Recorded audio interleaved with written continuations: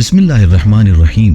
ممکن آپ کو بھی یہ بات دلچسپ لگے کہ منجی موعود کا عقیدہ اور ایک ایسی شخصیت جو آخر الزمان میں ظاہر ہوگی اور لوگوں کو ظلم و ستم سے بچائے گی، وہ کوئی ایسی شخصیت نہیں جس پر یقین رکھنے والے صرف مسلمان ہی ہوں، کیونکہ بہت سے دوسرے ادیان و مذاہب بھی اسی کے وجود پر یقین رکھتے ہیں۔ مثال کے طور پر عیسائیت۔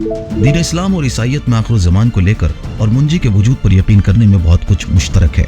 مثال کے طور پر ایک عالمی مصلح کے آنے کا وعدہ قرآن مجید میں بھی ہے اور عیسائیوں کی مقدس کتاب میں بھی اس کا ذکر ہے، اور اس بات کا بھی ذکر ہے کہ منجی کے ظہور سے پہلے نسلی اختلافات اور جنگیں اور تنازعات اور حکمرانوں کے ظلم اور ناانصافی میں اضافہ ہوتا جائے گا اور یکے بعد دیگرے فتنے ہوتے رہیں گے۔ اسلام اور عیسائیت دونوں مانتے ہیں کہ نجات دہندہ کے آنے سے پہلے انسان اپنی اصل روحانیت اور فطرت سے دور ہوتا چلا جائے گا اور انسانی اور روحانی اقدار کو بلا دیا جائے گا۔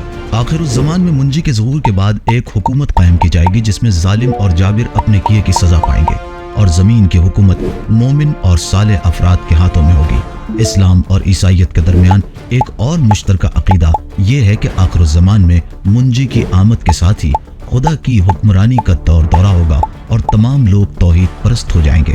ہمیں بھولنا نہیں چاہیے کہ یہ صرف ہم ہی نہیں ہیں جو امام زمانہ کے ظہور کے منتظر ہیں۔ مختلف عقائد اور خیالات رکھنے والے لاکھوں لوگ روز موعود کے انتظار میں اور جس واحد نجات دہندہ کے آنے کی بشارتیں دی گئی ہیں اس کے انتظار میں ہیں۔